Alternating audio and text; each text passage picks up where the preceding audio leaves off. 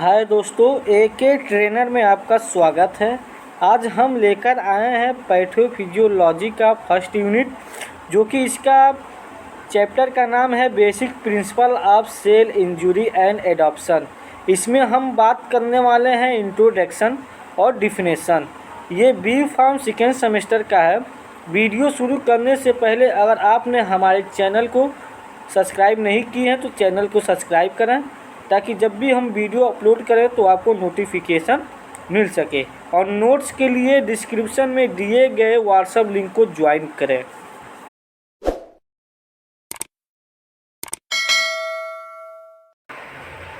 Pathophysiology is the study of pathogen.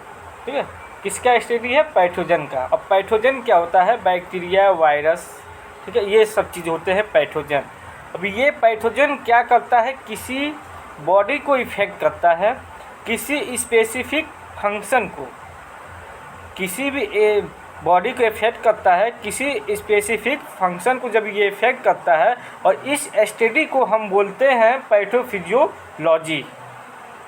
ठीक है, चलिए हम इसको स्ट्रक्चर से समझते हैं। तो इसमें देखिए एक होस्ट है। होस्ट क्या है? किसी ह्यूमन बॉडी है, और इसके बाद है इन्वायरमेंट है, और इसके बाद है पैथोजन है। ठीक है, अब ये इन्वायरमेंट प्रेजेंट होते हैं बैक्टीरिया, वायरस, ठीक है, और पैथोजन क्या है? वो इसी से आके वो निकले हुए हैं। अब ये जो इन्वायरमेंट में जो बैक्टीरिया वो सब हैं वो पैथोजन पे आते हैं। अब ये क्या होता है? पैथोजन ये एक्टिव हो जाता है।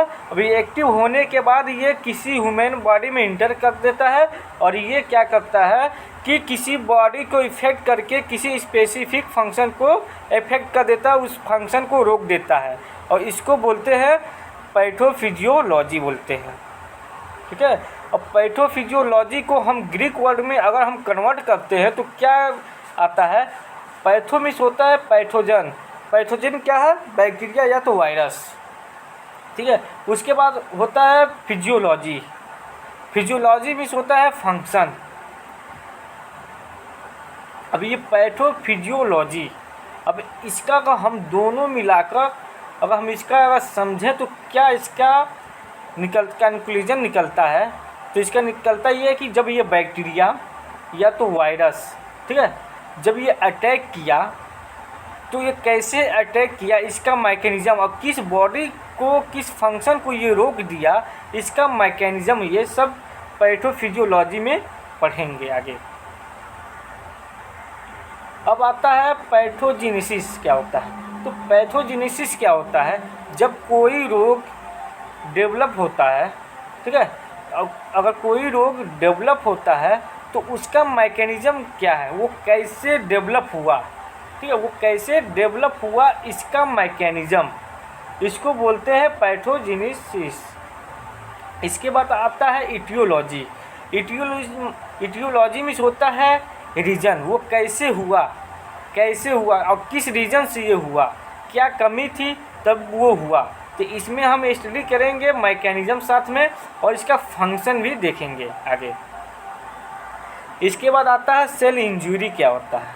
तो सेल इंजरी क्या होता है कि जब वायरस या तो बैक्टीरिया, ठीक है, किसी कपड़े के सरफेस पे वो रहते हैं, तो वो क्या करते हैं, जब उसको हम पहनते हैं, ठीक है, वो तो हमको दिखाई तो देते नहीं है बैक्टीरिया, वायरस। जब वो उसको हम पहनते हैं तो वो क्या करते हैं, बॉडी, यानी कि बॉडी में वो इंटर कर जाते हैं। ठीक है, जब वो बॉडी में इंटर कर जाते हैं तो हमारे बॉडी में आप लोग जानते ही होंगे कि एक लिम्फोसाइट होता है, जो कि ये इम्यून सिस्टम होता है। ठीक है, अब ये लिम्फोसाइट क्या करता है, इस बैक्टीरिया या वायरस को आइडेंटिफाई नहीं कर पाता है। ठीक है, आइडेंटिफाई नहीं कर पाता। जब ये आइडेंटिफाई नहीं कर पाता है तो उसको रोक भी नहीं पाता है। अब देखते हैं आगे क्या होता है। तो ये क्या करता है कि किसी आर्गन को, वो जो बैक्टीरिया, वायरस थे, किसी आर्गन को अफेक्ट कर देते हैं, जिससे उसका फंक्शन को रोक देते हैं, और साथ में, और इसका ये रीज़न भी है कि ये सेल इंजरी का रीज़न भी होता है, इसी के रीज़न से सेल इंजरी भी होता है। चलिए देखते हैं नोट क्या होता है। तो नोट में क्या होता है कि जब सेल इंजरी डिग्रेड हो जाते हैं आपस में, अपने आप में, ठीक है, जब वो अपने आप में डिग्रेड कर देते हैं तो वो दूसरे सेल को क्या करते हैं, प्रोटेक्ट करने में हेल्प करते हैं ताकि वो डैमेज न हो पाए। ठीक है, चलिए हम इसको फिगर से समझते हैं। तो ये सेल है, इस पर क्या किया, बैक्टीरिया वायरस अटैक किया और वो क्या हुआ, सेल ये डैमेज हो गया। ठीक है, ये सेल है, ठीक है, ये डैमेज हो गया है। ठीक है, ये डैमेज हो गया, सिर्फ एक सेल डैमेज हुआ है। अब इसके ये बगल में है तो इसको भी हो जाना चाहिए, तो उसको क्या करता है, ये आपस में वो डिग्रेड हो जाता है, और लेकिन इसको डिग्रेड नहीं करता, इसको प्रोटेक्ट कर देता है ताकि इसको ये सेल डैमेज न हो पाए। अब आता है एडॉप्शन क्या होता है। एडॉप्शन क्या होता है, ठीक है, तो कोई भी बैक्टीरिया या वायरस किस कंडीशन में वो सरवाइव कर सकते हैं, वो किस कंडीशन में वो सरवाइव कर सकते हैं, ये एडॉप्शन में बताया गया है। ठीक है, जब बैक्टीरिया बॉडी में इंटर करता है, ठीक है, जब बैक्टीरिया बॉडी में इंटर करता है तो हमारे बॉडी में जो प्रेजेंट सेल हैं वो क्या करते हैं, उससे फाइट करने लगते हैं, उसको रोकते हैं कि हमारे बॉडी में किसी फंक्शन को वो अफेक्ट न करे।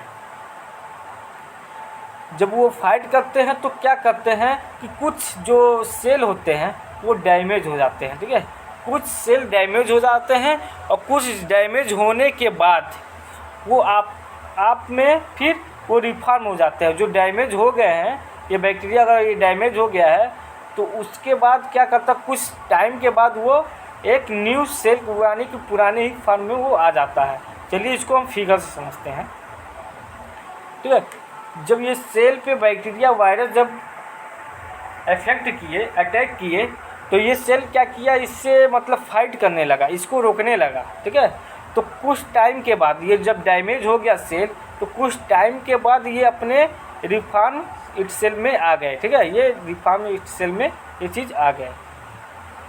इसके बाद आता है नेक्रोसिस। क्या होता है, तो नेक्रोसिस में होता है परमानेंट सेल डैमेज, यानी कि इसमें सेल को किल कर देता है, इसमें रिफॉर्म फॉर्म में नहीं आते, यानी कि वो पुराने फॉर्म में नहीं आ पाते, ये कम्प्लीटली किल हो जाते हैं इसमें।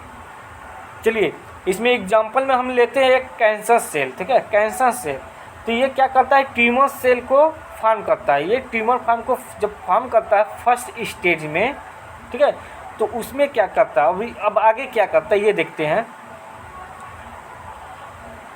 जब ये बॉडी में अटैक करता है तो बॉडी में इम्यूनिटी सिस्टम स्ट्रांग नहीं होता है। ठीक है, जब वो स्ट्रांग नहीं होता है, जो ये ट्यूमर सेल है ये इंक्रीज होने लगते हैं। ठीक है, वो बॉडी में धीरे धीरे इंक्रीज होने लगते हैं और ये ग्रोथ भी करते रहते हैं। इससे हम इसको कंट्रोल नहीं कर पाते हैं, ये धीरे धीरे ग्रो भी होते हैं और ये इंक्रीज भी होते हैं सेल का।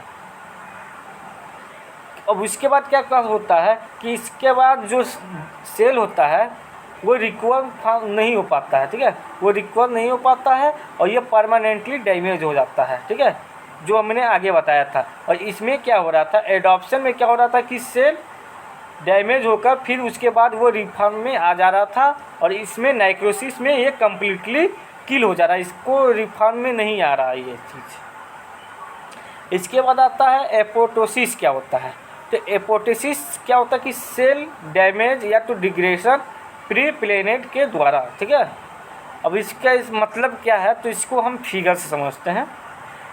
जब कोई बच्चा जन्म लेता है तो हम क्या देखते हैं कि उसकी उंगलियां आपस में चिपके रहती हैं, एक उसमें से रेशे निकलते रहते हैं।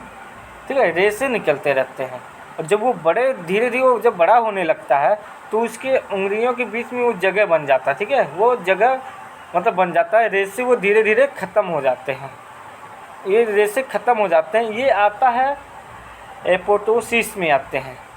ठीक है, वो धीरे धीरे सेल डैमेज हो जाते हैं, जो रेशे निकलते हैं वो धीरे धीरे उम्र के साथ वो डैमेज होते जाते हैं।